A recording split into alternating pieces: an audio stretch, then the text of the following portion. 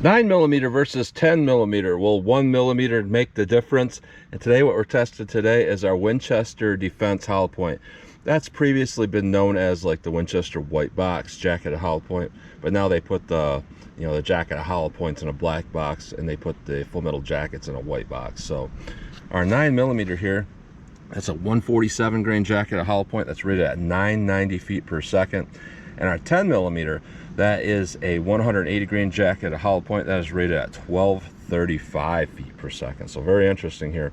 You'll notice that, yeah, I do have a revolver there because I'm going to use my Smith & Wesson Model 610 revolver to do this test. And that has a 4-inch barrel, and I'm going to compare that to my Smith & Wesson M&P 9 2.0 and 9mm. A 5-inch semi-auto has about the same amount of barrel travel as a 4-inch revolver. So that's why I'm using those two. So I think it should be a pretty interesting test to see how these basic jacketed hollow points do. So I'm going to go through the chronograph, see what kind of velocity and accuracy I get at the same time. Then I'm going to do my 10% clear ballistic gel test. So I'm going to go into plain 10% clear ballistics to see what the best potential of those are. No fabric in the way that could potentially clog a hollow point or anything like that. We'll just see what they do with their best potential.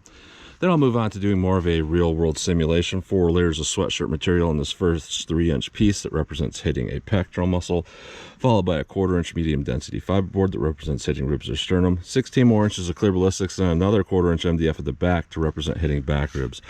Clear ballistics is roughly a half representation of the density of flesh, so 3 inches and 16 inches here is more like 1.5 inches and 8 inches in a real living target. So we'll do our plain clear ballistics shot, then our real world simulation shot, and then I will shoot the steel target to see what kind of practical accuracy and shootability I can get with these. So let's get started with this test. All right, first up we'll run our 147 grain jacketed hollow point 9mm. This is rated at 990 feet per second. I think that is through a 4-inch barrel, so we should see an increase with this 5-inch barrel here over that. So let's see what we get here with our 9mm.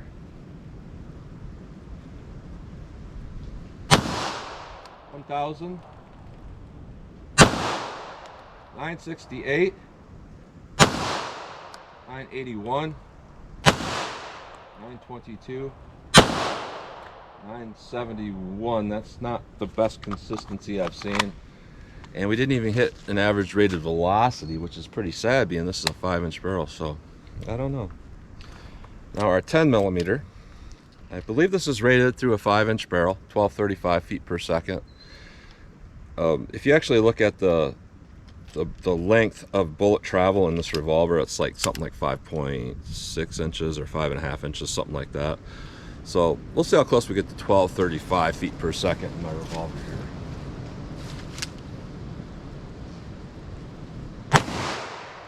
1205,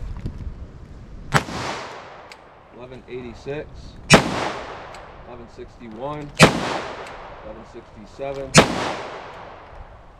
I'll read on that. 1171. I pulled it so I didn't get a read, so quite a bit below that rated velocity, 50-60 feet per second. I know people are going to freak out if I don't run this to a semi-auto to see what we get. So this actually is a 5.3-inch Glock 41 conversion, almost the same amount of barrel travel in this as that revolver. So let's see how close we get to that 1235 out of this. 1212, 1197. This is why I don't use this conversion. It doesn't run. So I've even got tape around the magazine because just to try to prevent some of that vibration kicking the magazine out. Keep going. 1169, 1211. 1209. So we can see that there really isn't a big difference there in the velocity. I got another one of those malfunctions between this and the revolver, which makes perfect sense. I have a pretty tight cylinder gap there with that revolver. And if you look at where the back of the chamber sets versus where the back of the round sets with that revolver, I mean, that's your difference there basically. So it makes sense why the velocity is very similar. So let's hit our ballistics gel block and see if the 9mm is as good as the 10mm. All right, first up we'll do our plain clear ballistics shot. You know, no fabric in the way that can potentially clog the hollow point and prevent hollow point expansion. So that's our best potential to get good hollow point expansion. So let's see what we get here with our 9mm.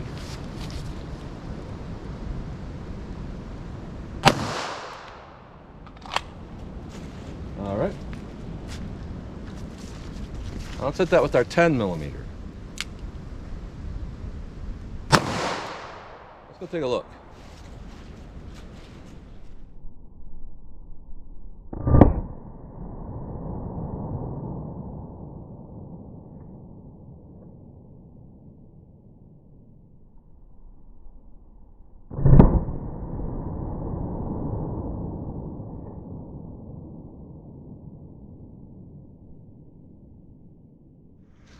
Oh, right, so that 10mm actually curved down, and that's interesting because it actually curved to the right in the actual block as well. Another thing I'm seeing is that there's busted off pieces of petals in there, and there's one that's actually just laying here in between the blocks. So chunk of copper there, huge difference in that first 3-inch piece there. A lot more energy dump with that 10mm. So this very interesting performance because we got a lot of fragmentation pieces busting off, like other pieces of the jacket, other pieces of the lead core busting off. But I would say overall it almost looks like double the damage in there with that 10mm if you take everything into consideration. So with our 9mm, that's not a bad performing round. We're at right there at about 18¼ inches, which is pretty good penetration. I wouldn't consider it over penetration being clear ballistics. You know, that's a little bit less dense than organic gel. That's not a bad penetration number. And with our 10mm, we're at about 17¾ inches. It might have went to like 18½ if it went in a perfectly straight line, but yeah, 17¾ so both are looking okay. They're acceptable. Now let's hit this with our real world simulation, rib simulation denim on there. All right, so I'm hoping I can make a shot here without impacting that 10mm bullet there. That really curved in. Actually, I'll just go a little bit higher. We should go in a straight line and miss it. So let's see how we do with our real world simulation. 4 layers of sweatshirt material, 3 inches of clear ballistics to represent hitting a pectoral muscle, 1/4 inch MDF to represent hitting ribs or sternum, 16 more inches of clear ballistics, and another 1/4 inch MDF. So let's see, get here with our 9mm.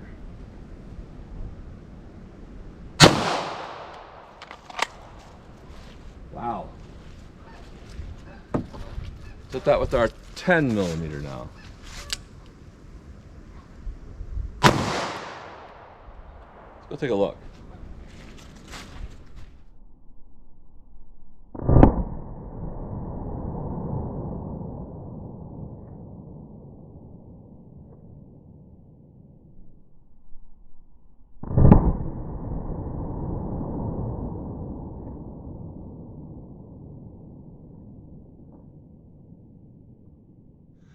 All right, so those paths are a little bit close, and I actually did aim way up here, but the bullet hit down here. But either way, it actually did not touch the other track, so it's a valid shot. So I got lucky there.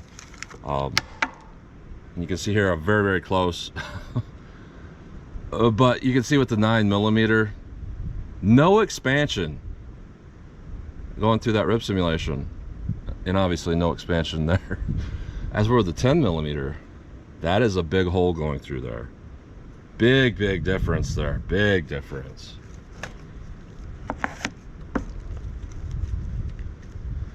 So let's take a look here, see what we got. Now with our 9mm, you know, there's a good amount of energy dump in there, tearing and striation cutting. That's just from, you know, this velocity hitting it and that gel just ripping.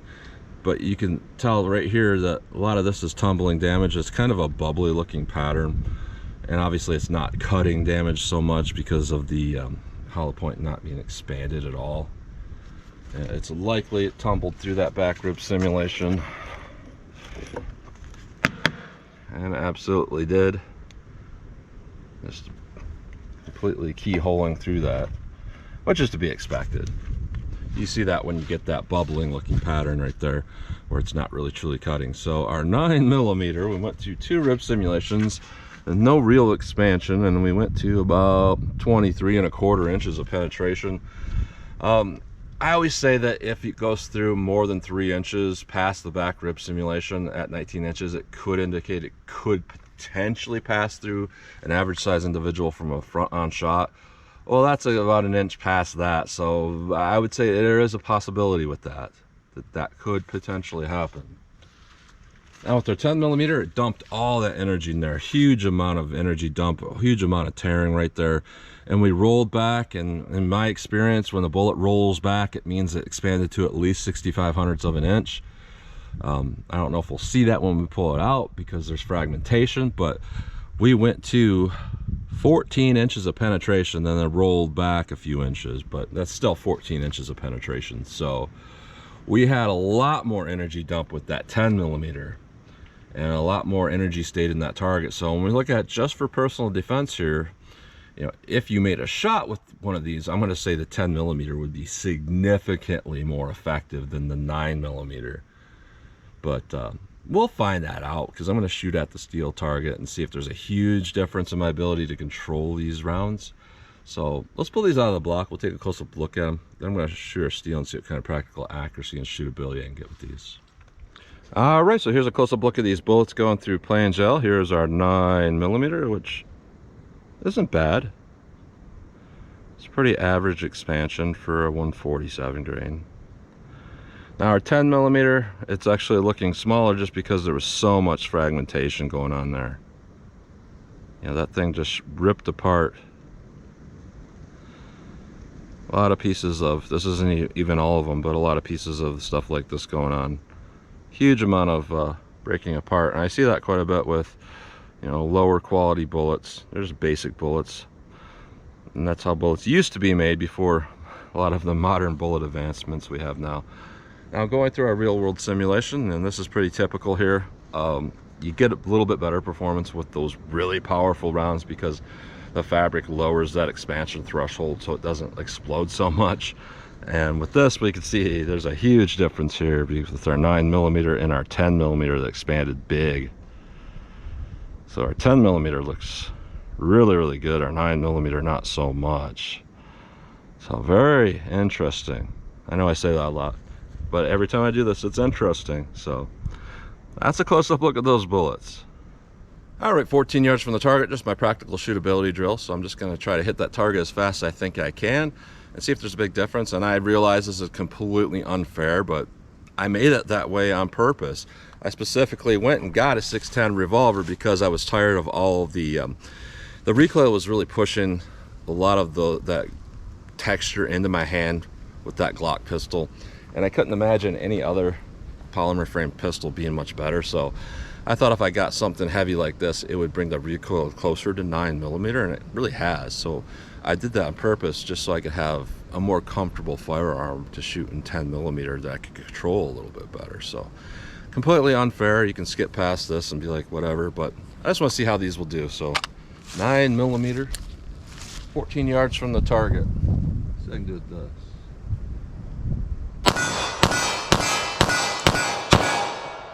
That's a 9mm, very easy to shoot, and with 147 grain through a 5-inch pistol, I mean, it's a very, very low recoil. It's very comfortable to shoot. Now let's see what I can do with our 10mm here.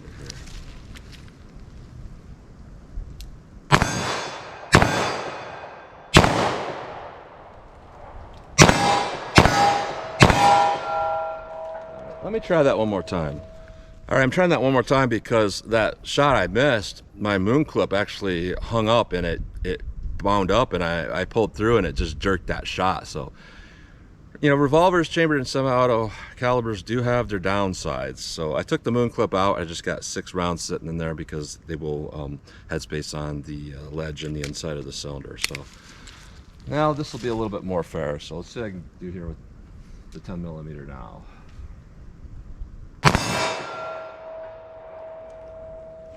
Again, just a little bit of binding there with those rounds. Huh.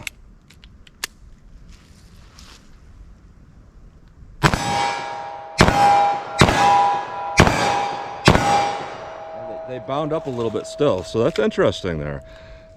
That's happened a few times with this revolver. It doesn't happen all the time, but you know, I've noticed that every time I've fired a revolver with a moon clip in it, there's always a weird things that go on with that. So yeah, it has nothing to do with the felt recoil and all that I'm trying to do here. But what I can say though is even in a heavy revolver, I think this thing weighs well over 40 ounces, is where the pistol weighs something like 27 ounces.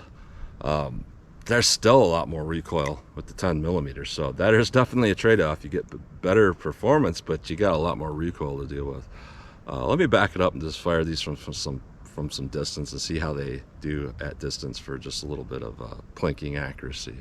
All right, 75 yards from the target just for fun, so I'm just gonna fire slow and just see how 9 millimeter versus 10 millimeter hits the steel, if I can hit it anyways. So 9 millimeter, 147 grain, 75 yards.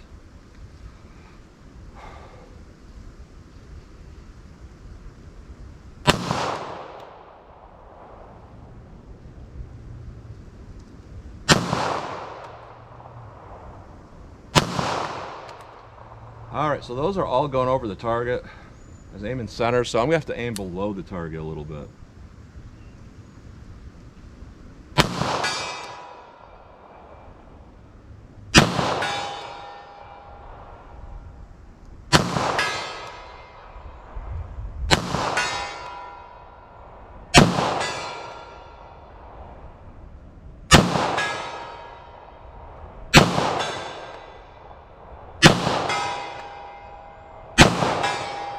Alright, so I had to aim pretty much at the base of the target. A few times I aimed a couple inches under it, and yeah, those are just kind of shooting high.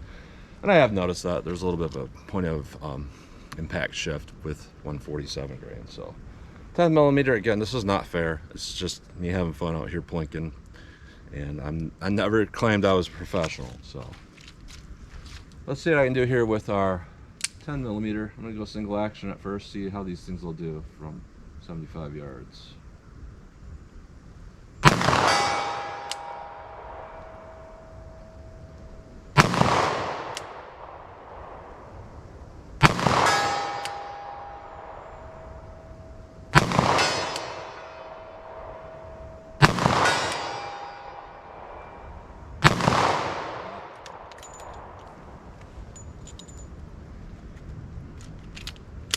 Keep going here.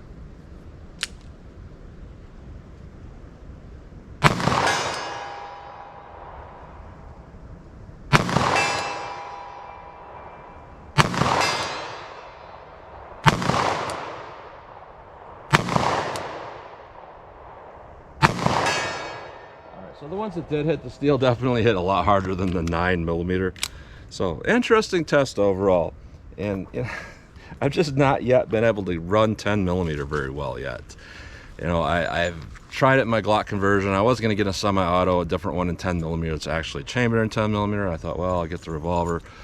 Now the problems I have with the revolvers, I get a lot of binding and also this type of thing. Like these are TK custom moon clips, but like half the time they don't stay on, and I don't think it's necessarily the moon clip, because I'll put it around there and it'll snap in really hard, and I'll go to put another one in and it doesn't even click at all. It just falls out, and then I'll go through another round in the box, and then you'll get to one that clips in.